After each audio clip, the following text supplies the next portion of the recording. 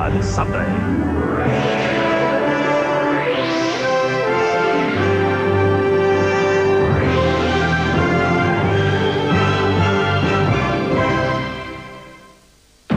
Tonight's edition of Eyewitness News is proudly brought to you by the fully imported Bluebird from the new Nissan.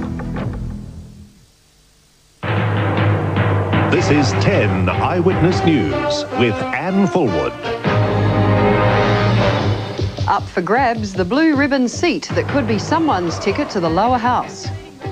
Bridging the gap, Prime Minister Keating claims he's reached agreement with Aboriginal groups over Mabo. The Olympics row, the New South Wales government called to account. And free at last, Somali warlord Aidid releases his American hostage. Good evening. In a surprise move, a senior Liberal MP has resigned from the Parliament, opening the way for a leadership challenge in the Federal Liberal Party. The unexpected retirement of Jim Carlton gives Senator Bronwyn Bishop a chance at a lower house seat and the Liberals' top job. Stephanie Kennedy has the story. After 16 years in politics, the federal MP Jim Carlton announced tonight he's stepping down in January. We didn't win the last election. I'm not a minister. I feel I should be doing more for people, and this is a way of doing it. The former federal health minister has taken a job with the Australian Red Cross as National Secretary General. Jim Carlton's blue ribbon seat of Mackellar covers Sydney's northern beaches, and the resignation opens the door for New South Wales Senator Bronwyn Bishop to move into the lower house. Well, it's open to anybody. We've got a democratic system. We believe in competition, and if Bronwyn wants to stand, well, that's fine, but it'll be up to the jury to decide. The high-profile senator has made no secret of her leadership ambitions, and the move into the lower house is Bronwyn Bishop's springboard to the Liberals' top job. Do you see this as an opportunity to advance your leadership ambitions? As I said, John Hewson is the leader, that's not an issue. But John Hewson isn't threatened by the prospect of Bronwyn Bishop sitting on his back benches in the House of Representatives. Leadership is not an issue, and as far as I'm concerned, we're a long way from that. I mean, Bronwyn needs to decide whether she's going to run and what follows after that, but leadership won't be an issue. It'll just be a way of using Bronwyn's talents in the most effective way we can. Before Bronwyn Bishop can challenge for the leadership, the New South Wales Liberal must first win pre-selection, and that may not be an easy job. A Melbourne Cup field is expected, and under new rules, candidates will face a panel of 200 instead of 50. The by-election is due early next year. Stephanie Kennedy, 10 Eyewitness News. Prime Minister Paul Keating is claiming tonight that he has finally answered the concerns of Aborigines over the Racial Discrimination Act and native land title. At a news conference this afternoon, Mr Keating was confident his solutions will meet with Parliament's approval.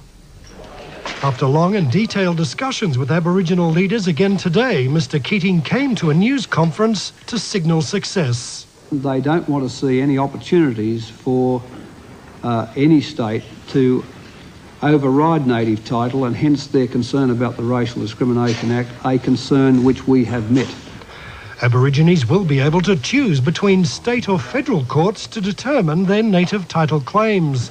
Still to be explained how the native title can coexist with pastoral, mining or tourism leases, and how state land management procedures can be monitored by the Commonwealth. If it adds to problems, if it adds to uncertainty, it simply won't work. But again, I think we just have to wait and see what the legislation says. Cabinet should give final approval on Monday. Mr Keating says he's been talking with the states too, but he's not counting on support from WA or the federal opposition. Well, I'm confident that the bill is everything I say it is, and that it can pass through the both houses of this Parliament. Clearly, Mr Keating is now working with a keen eye to the concerns of the Democrat and the Green senators.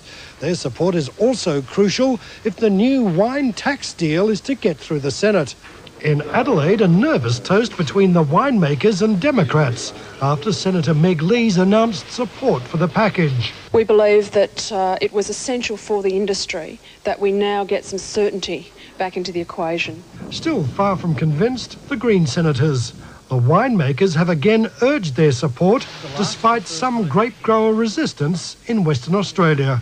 Paul Bongiorno, 10 Eyewitness News. The New South Wales government's feeling the heat after the release of documents suggesting problems with the financing of the year 2000 Olympic Games. They show that Treasury suggested the government drop its Games bid, warning it could lead to a $1 billion loss. The documents, released under opposition pressure, reveal there's been no financial risk analysis of the year 2000 Games. That was suspended until after the IOC decision in Monte Carlo. There's also the warning of a minimum $180 million deficit. To make up the difference, the following Treasury options: a levy of $100 per year on each household in New South Wales, a 1% surcharge on income tax with a cap of $500 per taxpayer, and a 5% surcharge on local government rates.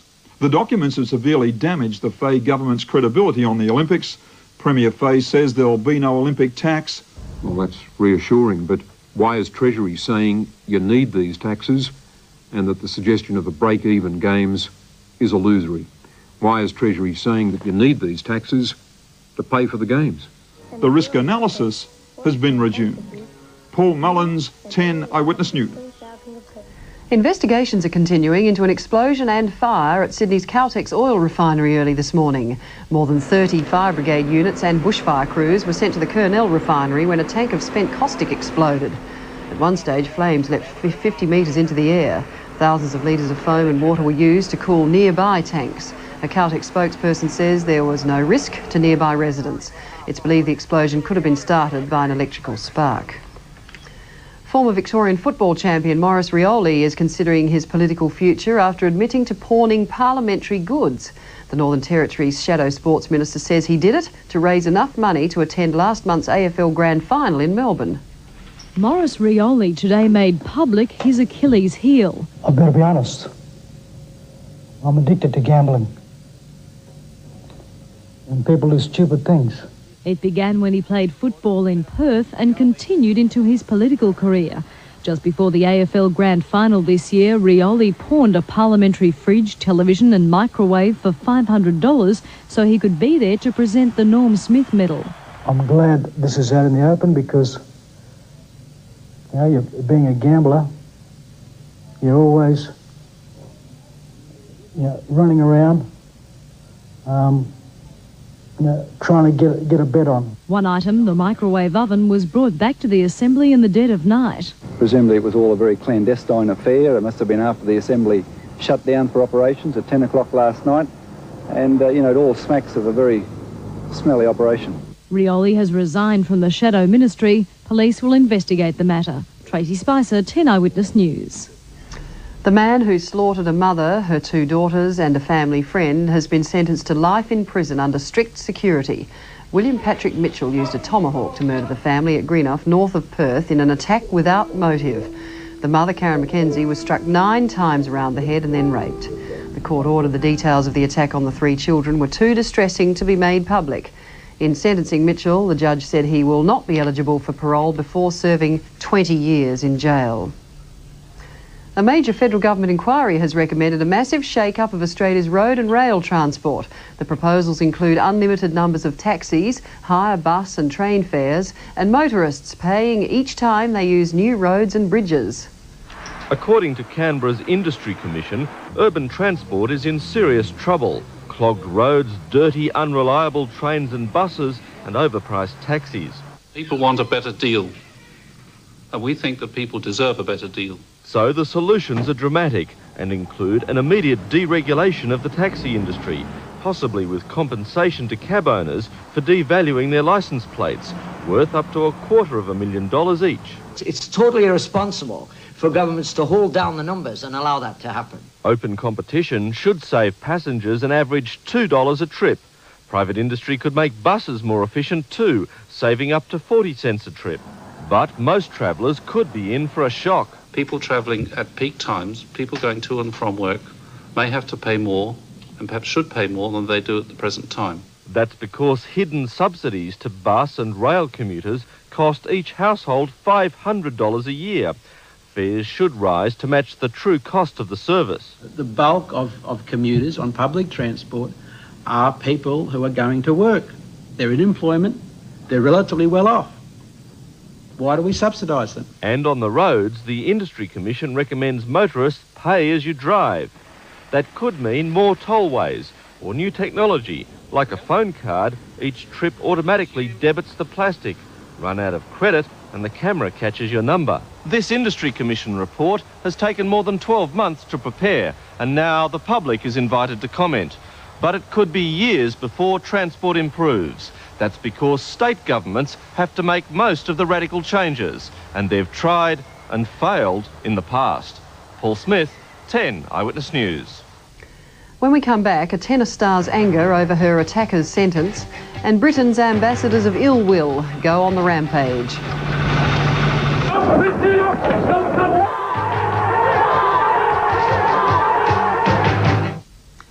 The man convicted of stabbing Monica Seles has walked away from court a free man.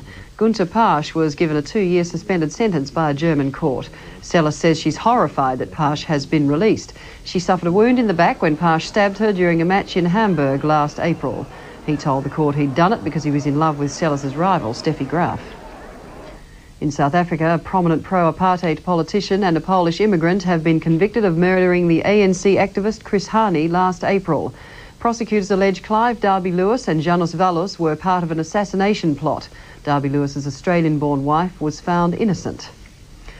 Good news for the families of 2 peacekeepers who've been held prisoner by Somali warlord Mohammed Farah Aidid. US helicopter pilot Michael Durant and a Nigerian soldier have tonight been freed. Durant was captured 11 days ago when his helicopter was shot down. The Nigerian had been a prisoner for over a month. They were set free just hours after Aidid told reporters he would release them. It was the first time in 4 months the warlord has been seen in public by the media, the subject of a manhunt. He described how the UN went after him.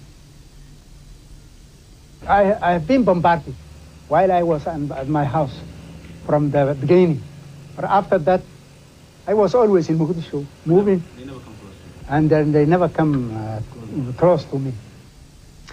The United Nations is stepping up pressure on Haiti's military rulers. The Security Council has voted to reimpose economic sanctions unless the island's elected government is restored. The deal to return ousted President Jean-Bertrand Aristide may not be dead, but it is on the critical list. One of the next steps in the accord calls for General Raul Cedras to step down as head of Haiti's army this Friday. Will he? The general hopes so. Meanwhile, Cedras said gunmen who took to the streets last week were patriots, outraged because United States and Canadian civil engineers aboard the USS Harlan County carried M16s as well as pistols. And their landing was to be step 7 of a 9-step process designed to return Aristide. We have step number 7 outstanding. It only goes to step number 9. Then we have the complete process in place.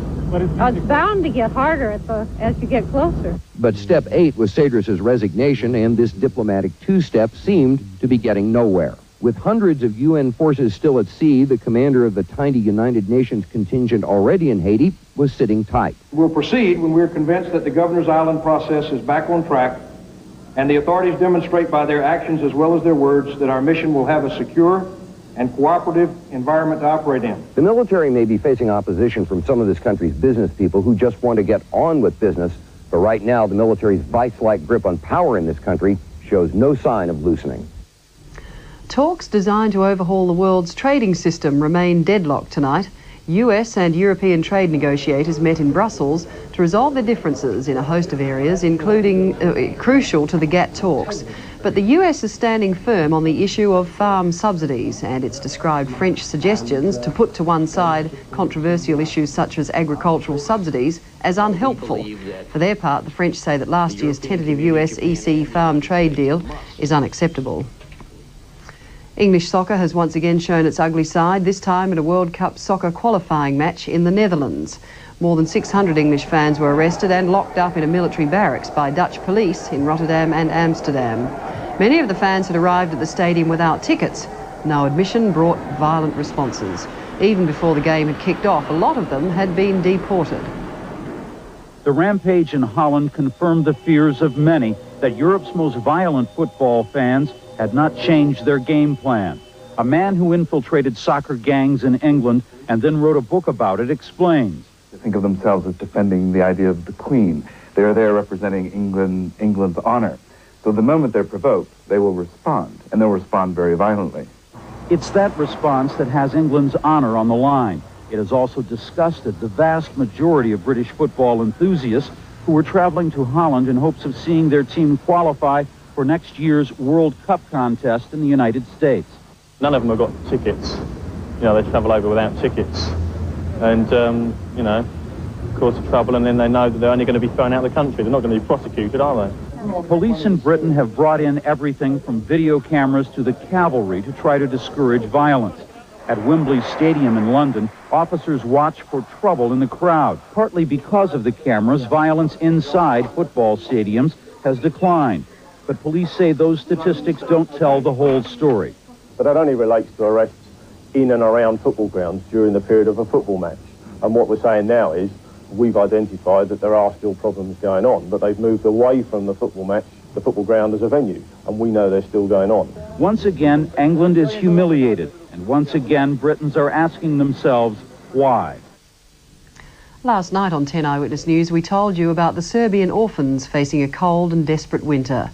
Representatives from Care Australia recently visited this orphanage in Belgrade, the Serbian capital. They said 350 children under the age of 3 face malnutrition because food and medical supplies are scarce. Most of the orphans lost their parents in the three-sided conflict still raging in the former Yugoslavia. After the story aired last night, $30,000 was donated towards medical supplies and disinfectants. Still to come, a media merger in America points to the way we'll communicate in the future, and one of Australia's best-known companies pushes ahead with a new deal. You'll need a hand. Hooray for Victor, meet the big grass band. Meet the leader of the band, the Victor 500. The Prime Minister, Mr Keating, has announced he wants Australian business to help achieve his goal of a genuine Asian-Pacific economic community. With the focus on the inaugural Asia-Pacific Economic Cooperation Forum in Seattle, Washington in November, he has appointed an APEC consultative panel which includes some of the big names of Australian business. He says the government must take advice from business in developing and improving trading relations in the Asia-Pacific region. Our goal as a trading nation should be to create an integrated market of 2 billion people with harmonised trade rules, harmonised investment rules, harmonised standards and certification, and an agreed way of settling disputes between members. In a major breakthrough for Australia's tourism industry, workers on Hamilton Island off the Queensland coast have agreed to abolish penalty rates. The wage deal is a first. Instead of the penalties, workers will be compensated in their weekly pay packet. It might be an island paradise for holidaymakers, but to employees it's hard work 7 days a week. Hamilton Island used to pay staff penalty rates for working nights, weekends and public holidays, but no more. Now they're paid for a 160-hour month instead of a 40-hour week, with penalty rates built into their base wage. Union bosses approve, and the Queensland government says the deal has international significance for the industry. It means that we're going to be able to provide a competitive service and a more professional service, 7 days a week, 24 hours a day, and we've got to do that these days to be able to compete with places like Hawaii in particular. The government is hoping workers in other industries like transport decide to follow tourism's lead sooner rather than later. Industry leaders agree the days of penalty rates are almost over. Any industry which interfaces directly with the public and operates 365 days a year, 24 hours a day, has to look at this and say, well, look, can we learn lessons from this? Can we use this type of agreement? Can we improve our profitability?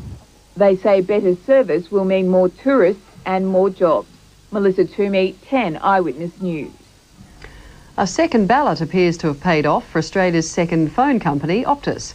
Finance editor Helen McCombie reports shares in one of its owners, Maine Nicholas, have risen significantly. The phone ballot process is working for Optus. After picking up around 15% first time around, Optus called for a second vote.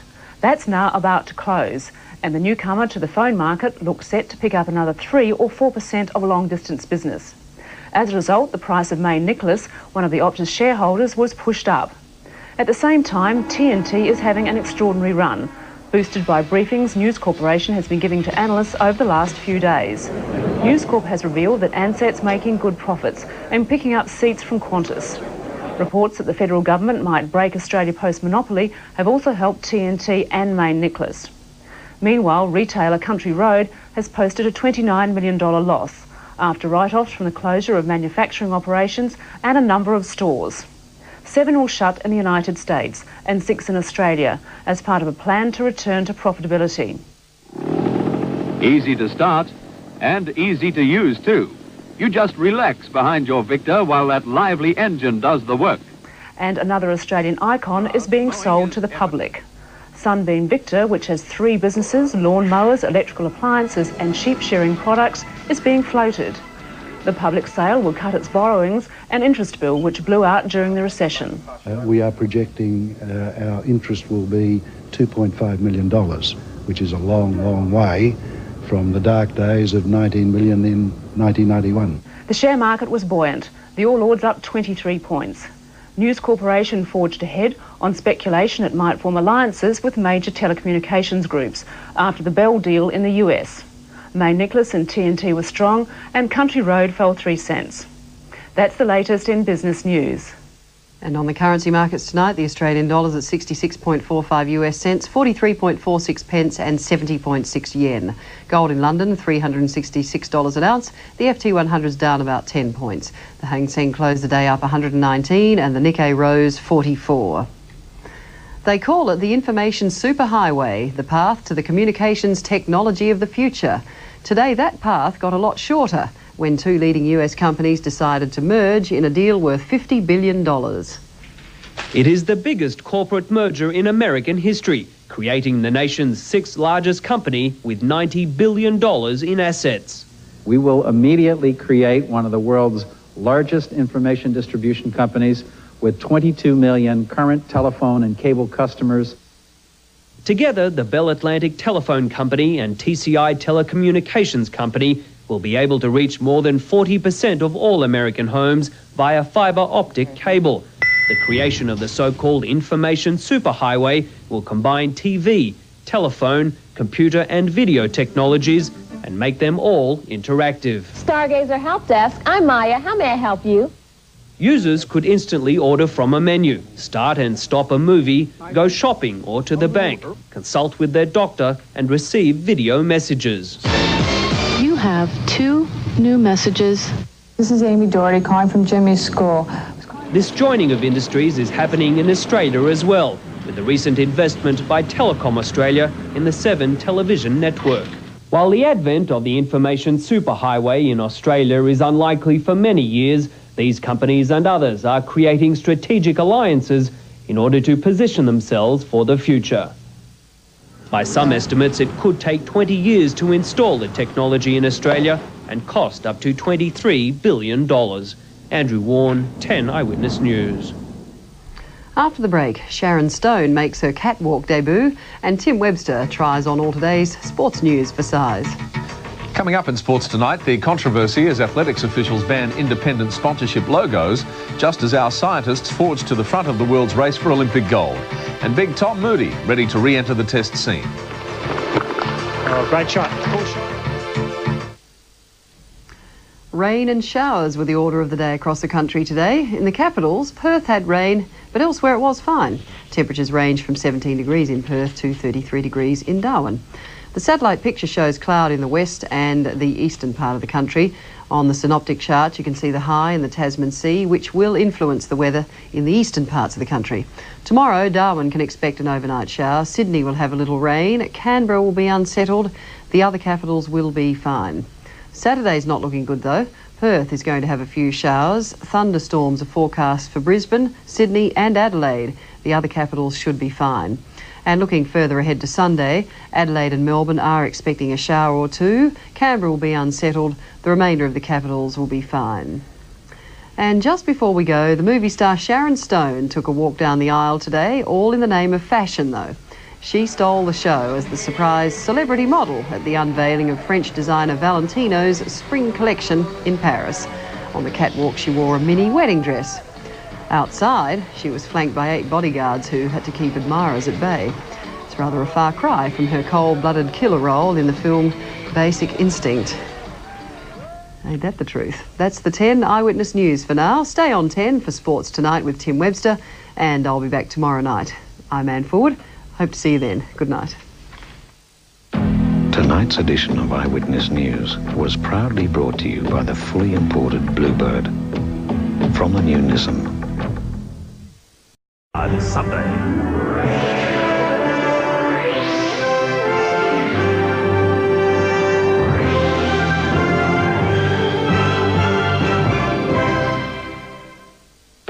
Tonight's edition of Eyewitness News is proudly brought to you by the fully imported Bluebird from the new Nissan. This is 10 Eyewitness News with Anne Fulwood. Up for grabs, the blue ribbon seat that could be someone's ticket to the lower house. Bridging the gap, Prime Minister Keating claims he's reached agreement with Aboriginal groups over Mabo. The Olympics row, the New South Wales government called to account. And free at last, Somali warlord Aidid releases his American house. Well, it's open to anybody. We've got a democratic system. We believe in competition. And if Bronwyn wants to stand, well, that's fine. But it'll be up to the jury to decide. The high-profile senator has made no secret of her leadership ambitions, and the move into the lower house is Bronwyn Bishop's springboard to the Liberals' top job. Do you see this as an opportunity to advance your leadership ambitions? As I said, John Hewson is the leader, that's not an issue. But John Hewson isn't threatened by the prospect of Bronwyn Bishop sitting on his back benches in the House of Representatives. Leadership is not an issue, and as far as I'm concerned, we're a long way from that. I mean, Bronwyn needs to decide whether she's going to run and what follows after that, but leadership won't be an issue. It'll just be a way of using Bronwyn's talents in the most effective way we can. Hostage. Good evening. In a surprise move, a senior Liberal MP has resigned from the Parliament, opening the way for a leadership challenge in the Federal Liberal Party. The unexpected retirement of Jim Carlton gives Senator Bronwyn Bishop a chance at a lower house seat and the Liberals' top job. Stephanie Kennedy has the story. After 16 years in politics, the federal MP Jim Carlton announced tonight he's stepping down in January. We didn't win the last election. I'm not a minister. I feel I should be doing more for people, and this is a way of doing it. The former federal health minister has taken a job with the Australian Red Cross as National Secretary General.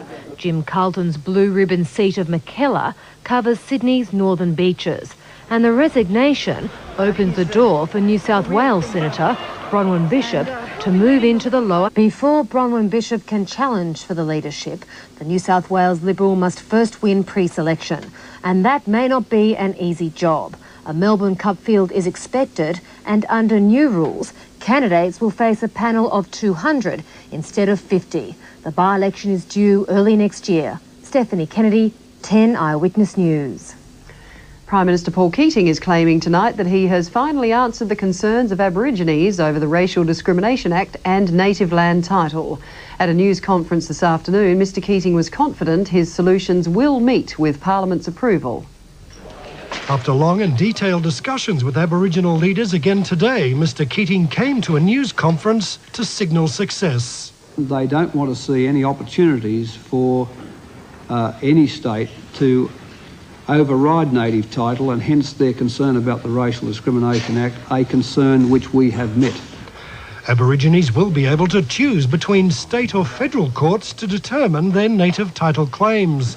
Still to be explained how the native title can coexist with pastoral, mining or tourism leases, and how state land management procedures can be monitored by the Commonwealth.